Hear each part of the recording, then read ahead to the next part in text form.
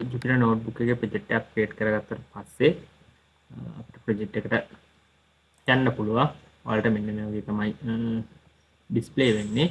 අපිට පොඩි setting ටිකක් අපිට change කරගන්න පුළුවන්.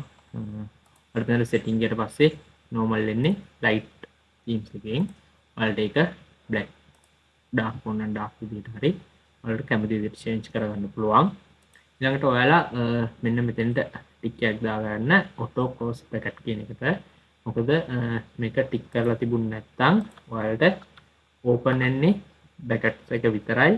මොකද ආයි close කරද්දිත් ආයි close bracket එක enter කරන්න ඕනේ. normally අපි ගිහිල්ලා setting වලට ගිහිල්ලා මෙතන auto close bracket කියන එක ක්ලික් කරන් තියාගත්තොත් එතන open brackets එක ගාද්දිම automaticallyම close bracket එක enter වෙනවා. ඊළඟට අපිට මෙතෙන්දී topic එකක් use කරන්න පුළුවන්. topic එකක් use කරන විදිය මම ඔයාලට කියලා දෙන්නම්. ඉතින් අපි hash එකත් එක්ක අපි topic එකේ ගහ ගන්න ඕනේ. දැන් variable කියලා ගහමු. කියලා ගහලා ඔයාලා මෙතන code කියන එක change කරගන්න markdown විදියට. එහෙම change කරගෙන ඔයාලා shift එක enter එකයි දුන්නාට පස්සේ මේක topic එකක් විදියට change වෙනවා.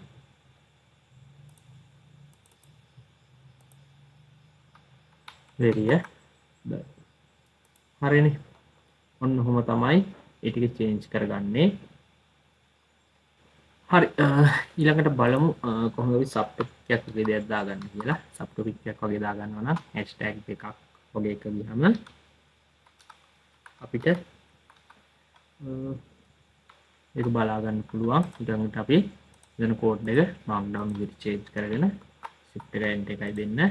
මේ hashtag තුනක් දාගත්තොත් තවත් පොඩියට බලා ගන්න පුළුවන්කම තියෙනවා. ඊළඟට දැන් අපි මෙතන ඉද්දි අපිට variable මෙන්න මෙතනයි අතරට අපිට තව මොන හරි enter කරගන්න ඕන නම් මෙතනින් ඔයාලට පුළුවන් cell එකක් above cell එකක් දාගන්න. ඊළඟට අපිට මෙතන enter කරන්න පුළුවන්. ඊළඟට මෙතෙන් ගිහිල්ලා ඔයාලට down cell එකක් දාගන්න පුළුවන්. මෙන්න මෙහෙම තමයි basic setting ටික ඔයාලා හදාගන්න ඕනේ.